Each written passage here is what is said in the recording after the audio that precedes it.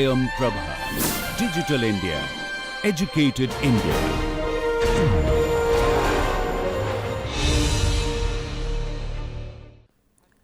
Hello students, welcome to today's lecture. In last few lectures, we discussed one approximate method to solve quantum mechanical problems. We discussed in particular variational principle and its application in several systems. We saw that how we could use variational principle to describe chemical bonding in case of in hydrogen molecule. In today's lecture, we will discuss another approximate method using which we can solve complicated quantum mechanical problems. To remind you, we are having this problem to to provide an exact solution to quantum mechanical systems where we have more than one electron. For example, if we had hydrogen atom, we could solve the quantum mechanical problem corresponding to it exactly. But the moment we go beyond hydrogen atom, either in case of in heavier atoms or for that matter any molecule, we find that we cannot exactly solve the Schrodinger equation. So, therefore, we must look for some approximate solution. In case of variational principle, the approximate solution was obtained by starting from a trial function or a guess function.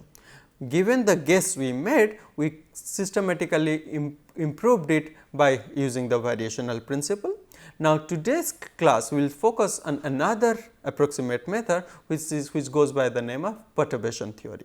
In perturbation theory, what we do is that we say that unlike in variational principle where we try to solve the Hamiltonian with all its terms approximately, what we in perturbation theory we would see is that we would say that we will define the system at hand which is complicated and see if we can break this system down to some simpler systems. For example, if we have let us say a many electronic systems we will try to break this down to several single electronic system and include the interaction between one electron and another electron as a perturbation or as a correction to this many simple systems. So, this is what is shown here.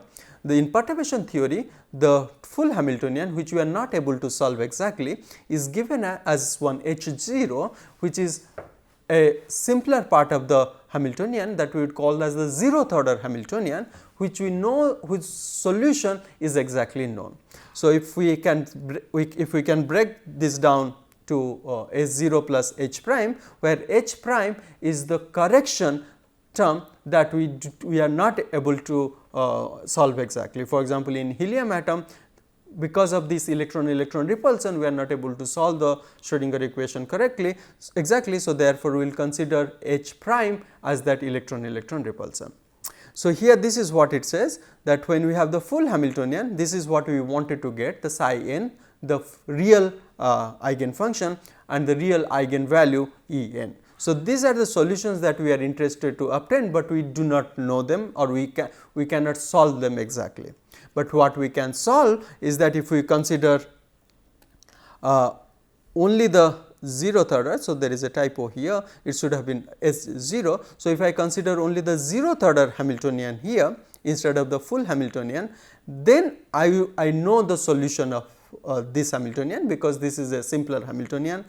All the complicated terms I have moved it to the perturbation. So, this H0 is exactly solvable, and I would assume that I have solved the system and I know what are the psi n zeros and E n zeros. So, these are the 0th order wave functions and 0th order corrections. So, that is why this 0 in the superscript. In other words, what perturbation theory tells me is that it says that define your Hamiltonian of the full system as a simple Hamiltonian whose exact solution you know, and the perturbation which is making our life difficult. Then what you see is this lambda is simply a tuning parameter that can go from 0 to 1. That means, when lambda is 0, that means this perturbation is absent. When lambda is 1, then the perturbation is fully present. We would say that this lambda will quickly disappear from our discussion. This has simply some bookkeeping importance. So, in this perturbation theory approach, we define our total wave function. Mind you, this I n is the function that I am interested in obtaining, and I do not know the exact form of it. So, I am telling this true function psi n can be expressed as sum of several terms. What are they? First, the zeroth order function, the zeroth order wave function psi n 0, which I obtain by solving this h 0, the zeroth order Hamiltonian. So, this is my zeroth order wave function. Then to this zeroth order wave function, I add higher order correction. So, this term is my first order correction shown by lambda multiplied by psi n 1. This superscript 1 tells me that this is my first order correction. This tells me this is the second order correction which is given by this quantity lambda square. Similarly, so this is how I get the full wave function by starting from the zeroth order wave function and then obtaining the first order correction, second order correction, third order correction, and so on and so forth to this wave function. So, this tells me that if I go higher and higher infinite number of terms here, then I will be able to get the exact eigen function. Similarly, the energy is obtained in piecemeal manner. So, the E n 0 is my zeroth order energy and E n 1 is the first order correction to the energy, and E n 2 is the second order correction, and so on and so forth. So, again in this, if I go to very high value of n, then I will be able to reproduce my true energy by adding more and more correction to this zeroth order energy.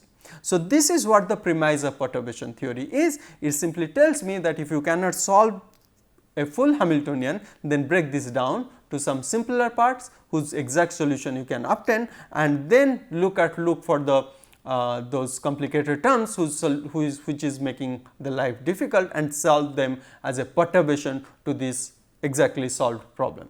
So, in perturbation theory we are breaking down our system into some easily solvable system and the correction terms. We are getting the total wave function as zeroth order wave function plus corrections, the energy as zeroth order energy plus correction. Now, what we have is that we have defined a new form of our wave function psi n, and we have defined a new form of our energy E n.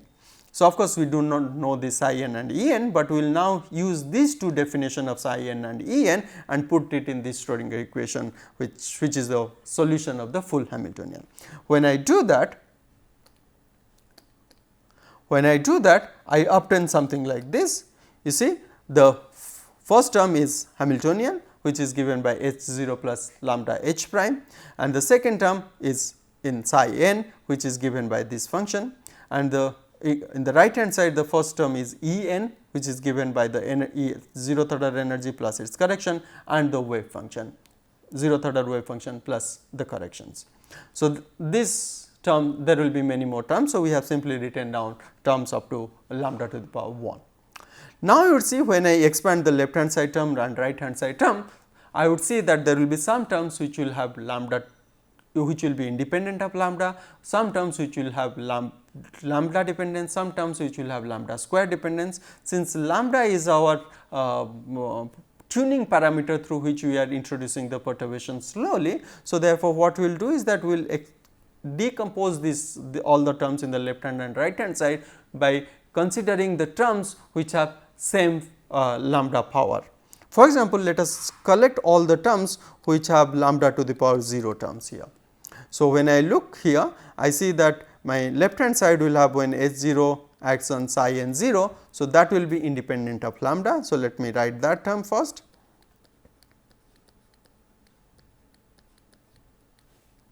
And then when I see h 0 acting on psi n to psi n 1, that time I have a lambda. So, this is not lambda independent. So, and all other higher order terms will have some lambda square or lambda cube. So, only for this term will be independent of lambda. Now, when I look at the second term, since second term itself already has lambda. So, therefore, no matter with which term I multiply in the second term. So, in the second part it will always have some lambda dependence. So, I do not have any other term here. So, then I look at the right hand side. When I look at the right hand side, I see that I have the first term E n 0, and I see when I multiply this E n 0 with psi n 0, that term will be independent of lambda. So, I collect that term, and then I see if for all other terms when I multiply E n 0 we will have lambda dependence. So, they will not be considered here. Similarly, all the other terms in the energy expression will have some lambda. So, they cannot be independent of lambda. So, when I collect lambda to the power 0 term, these are the two terms I have. Now, when I look at this equation, what do I see?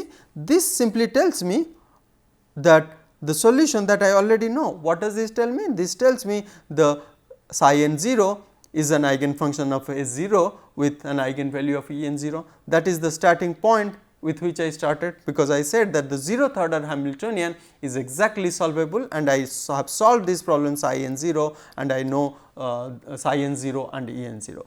So, when I collect the terms of lambda to the power 0, then I am reproducing the Schrodinger equation corresponding to the 0th order Hamiltonian. So, therefore, this is nothing new, we already knew it. So, now we will go and collect the terms which have lambda to the power 1 dependence.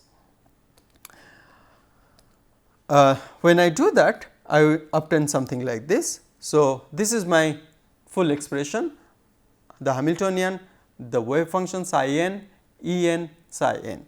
So, this is I have written down here as H psi n equals E n psi n, where I have defined psi n and E n in terms as well as the total Hamiltonian through the treatment of perturbation theory, where I am collecting the wave functions as the ground state wave function and corrections. I am collecting the energies as the the 0th order energy and the corrections, and now I am collecting the terms which have lambda to the power 1.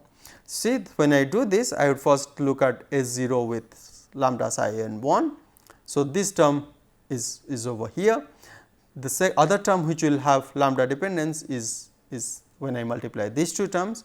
So, H prime psi n 0, and similarly in the right hand side I have one term which is E n 0 psi n 1, this term, and the first term is E n 1 psi n 0. So, these are the 4 terms that will have lambda to the power 1, and I have collected them. Since all the terms I have in all the terms I have lambda. So, therefore, I have excluded this lambda, and you see now I have an equation which is devoid of any lambda. That is what I meant when I said that lambda has only bookkeeping value. We quickly could get rid of this lambda term. Now, we look at this expression. What do we see? What are the terms that we know? What are the terms we do not know? H 0 is the 0th order Hamiltonian, that of course, I know.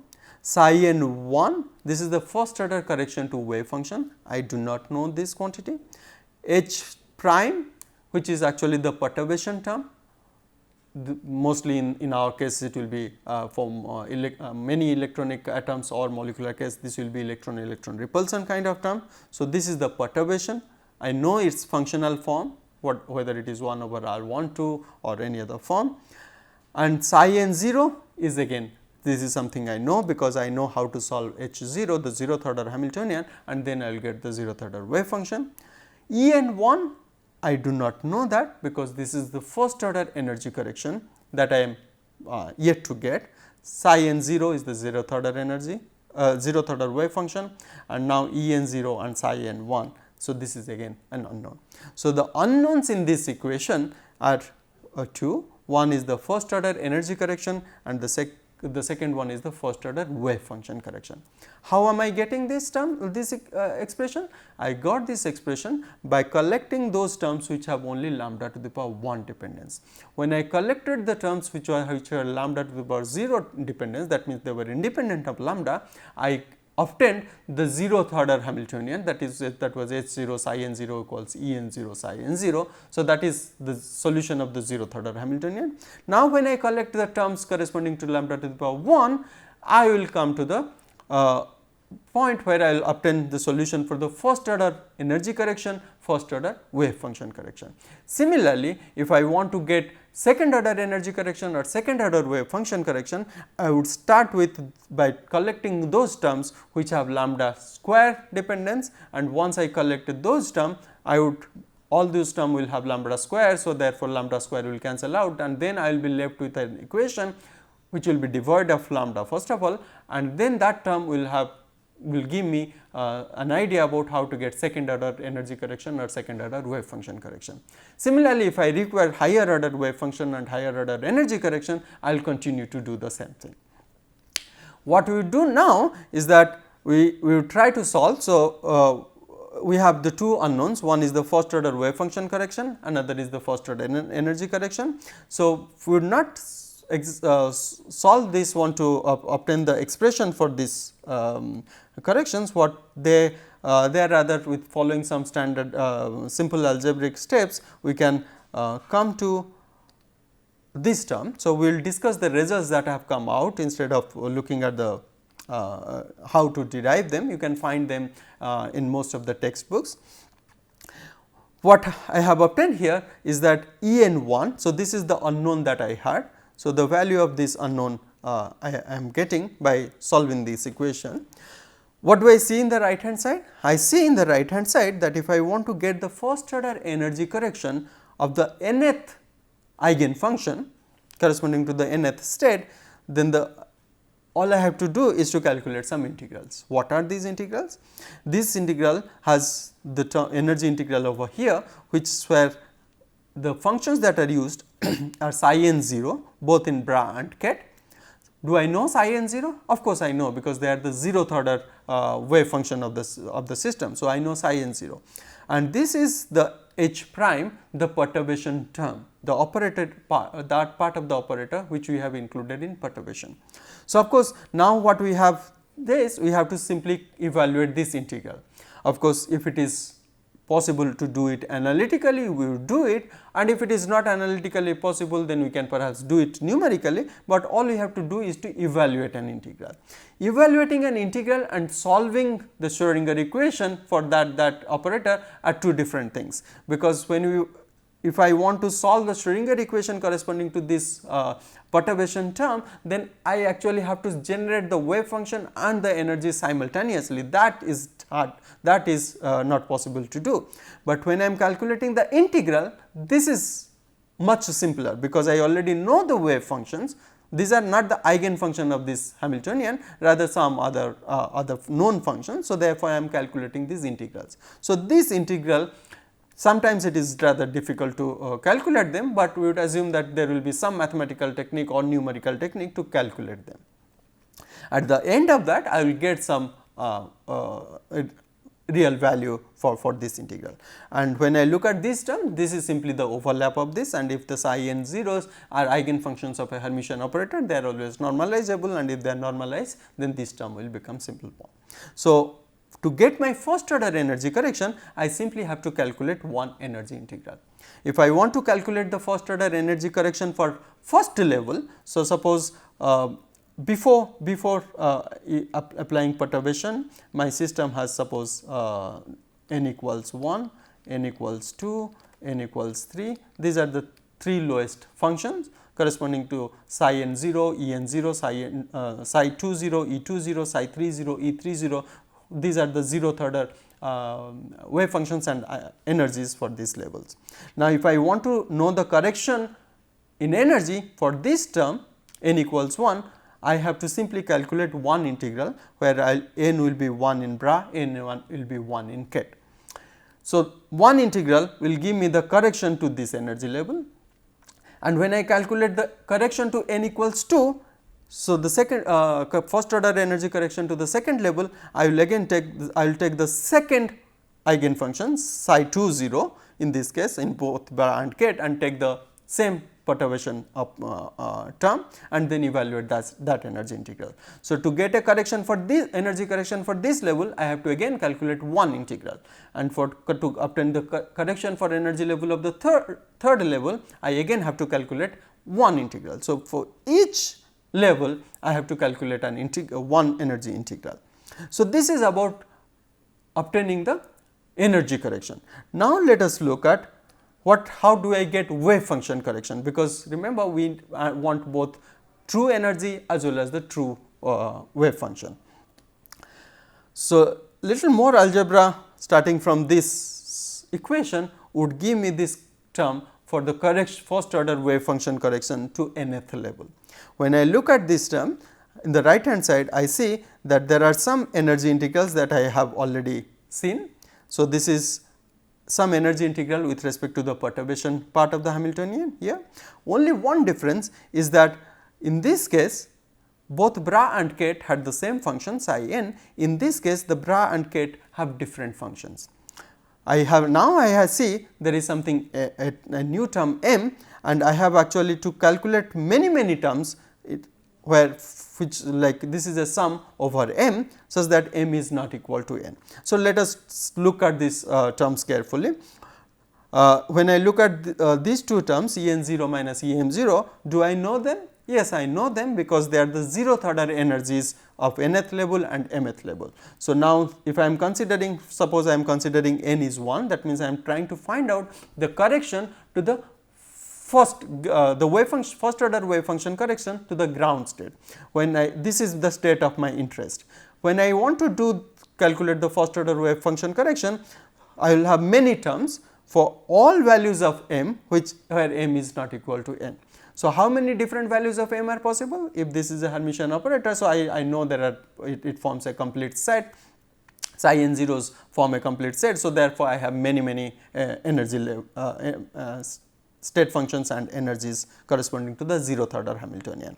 So, if I want to collect the first order wave function correction, I have to consider now I have to evaluate many energy integrals. For example, the first term that I would get, since m is not equal to n and my n is 1. So, the first term that I have to consider is when m is equals to 2. So, what do I have to do? I have to calculate an energy integral between psi 2 and psi 1 as the function, the energy integral corresponding to this h prime. So, m is 2, that will be the first term. When I have m equals 2, this term will have simply the energy difference between zeroth order energy difference between n equals 1 and n equals 2.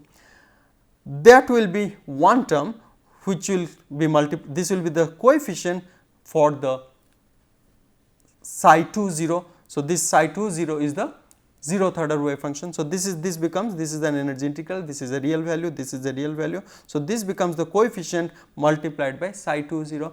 The second term in this series would be when m equals 3. When m equals 3, I have to calculate the energy integral corresponding to psi 3 and psi 1. So, that means third state function, first state function here, and I have to look at obtain the energy difference between n equals 3 and n equals 2. So, that term will give me the coefficient which I will multiply with the psi 3 0. So, in this case what happens is that I am obtaining psi n 1 as some C 2 psi 2 0 plus C 3 psi 3 0 and so on and so forth. So, now the first psi 1 1 I am getting as several terms where C 2, C 3, C 4 are these quantities that will come out of this evaluation. So, that means to get the wave function correction, first order wave function correction, I have to in principle evaluate many integrals, many energy integrals. So, that makes the wave function correction calculations very expensive. One thing that you should notice here is that no matter what is the value of this integral over here, we are always dividing this by the energy difference. So, the energy difference I see that as I go higher and higher energy level, the energy difference from that higher level compared to the level of our interest will keep increasing. So, that means no matter what is the value of that energy integral, this will be divided by a large number. So, therefore, the coefficient C3 or C4 or C5 will become lower and lower, smaller and smaller. So, therefore, when I am considering the first order wave function correction of a particular state, I must keep in mind that only those zeroth order levels which are closer in energy to this state, they will have a strong contribution to the wave function correction compared to those levels, those zeroth order energy levels which are far away from the state of our interest. So, this is how we get the first order energy correction and the first order wave function correction. We would now show you the terms that we have already seen, the first order energy correction, the first order wave function correction, and if I want to get the second order energy correction, again this is the expression.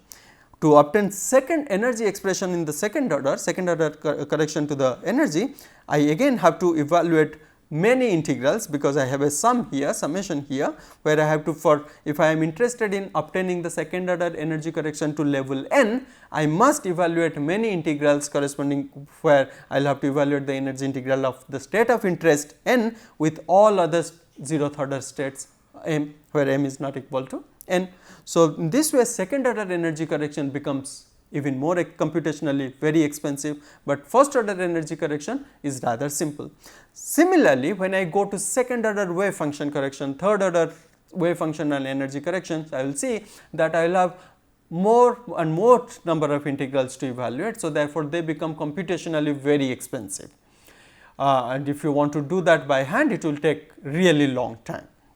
But one important thing is that, as we would see, that higher order energy corrections or higher order wave function corrections contribute rather have minimal contribution to the energy or to the wave function. This we will discuss by taking one example. Let us consider helium atoms as an example and treat it with perturbation theory. This is the Hamiltonian of helium atom, which has the kinetic energy of the 2 electrons and the electron nuclear interactions plus the electron repulsion. If I write this helium atom's Hamiltonian in this way, this indicates this is one He plus, another He plus, 2 helium cations plus the 1 over R12. So, now I am defining the first helium cation, helium plus, and a second helium plus as my 0th order Hamiltonian. Why? Because helium plus is a one electronic system and its exact solution I know, they will be like hydrogen, they are like hydrogen like systems. So, therefore, I know I define my 0th order Hamiltonian as the sum of H1 and H2 zeros, and this H prime or this term is my perturbation term. Since I define my 0th order term, I define my 0th order wave function as the multiplication of the 1s orbital of helium 1, 1s orbital of helium 2, and since I know helium plus and helium plus 1, helium plus 2. So, since I know the eigenfunctions of helium plus, so therefore, I simply write it, these are the normalization constant, and the functions are, there are 2 exponential functions. So, these are the known solutions that I know. Corresponding to this 0th order wave function, I can evaluate the 0th order energy. Why? Because I can solve this system exactly. When I solve this 0th order energy, this is simply the energy of 2 He plus, which would, if you calculate this from the from the energy of hydrogen atom, energy expression that we obtain for hydrogen atom, you would see that this will turn out to be minus 108.83 electron volt.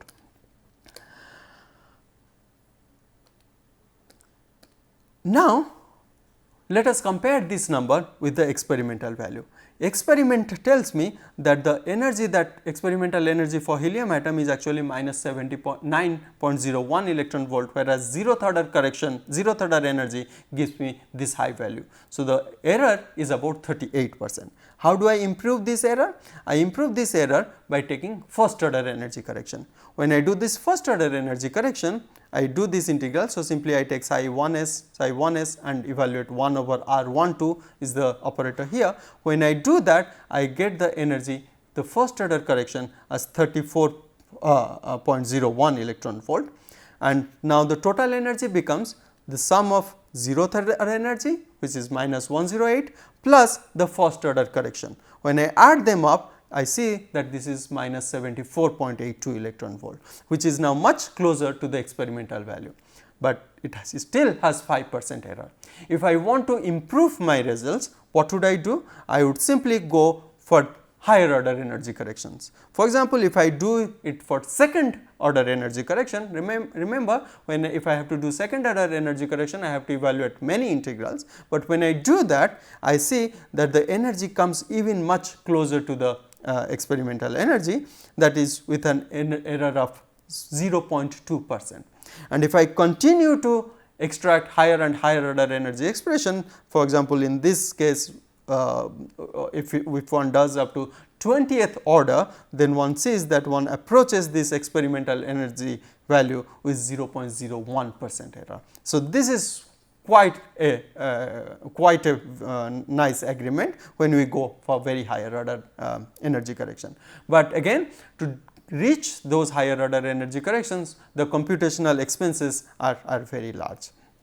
But we have now a recipe using perturbation theory. We can obtain the energy correction in step manner, and we can see if we are approaching the experimental value or then we can see that we can truncate our perturbation theory calculations, and if we are still off by a larger magnitude, we can simply increase the go for the higher order corrections to the energy. But here perturbation theory provides us a way to systematically correct our energy and to get the energy corrections term and wave function correction terms until we reach the exact solution. But in most practical cases, we have seen that first order energy or second order energy corrections are sufficient to provide the accuracy level that we are typically interested in. So, therefore, perturbation theory is often truncated at first order or second order level. So, in this class we discussed the second approximate method, that is perturbation theory and its application in helium atom. Thank you for your attention.